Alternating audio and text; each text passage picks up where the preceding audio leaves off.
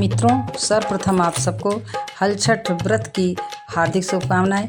आज मैं हल छठ व्रत के बारे में बताऊंगी। हल छठ व्रत हमारे यहाँ बहुत ही धूमधाम से मनाया जाता है। इस व्रत को माताएं बहनें ही करती हैं। भाद्रपद मास के कृष्ण पक्ष की षष्ठी तिथि को यह व्रत मनाया जाता है। इसमें हम बहनें कुशा का पूजन करते हैं, गांठ लगाते हैं और छठ माता से संतान की प्राप्ति के लिए, संतान के मंगल कामना के लिए प्रार्थना करते हैं। छठ माता प्रसन्न होती हैं, सुख सौभाग्य में वृद्धि करती हैं।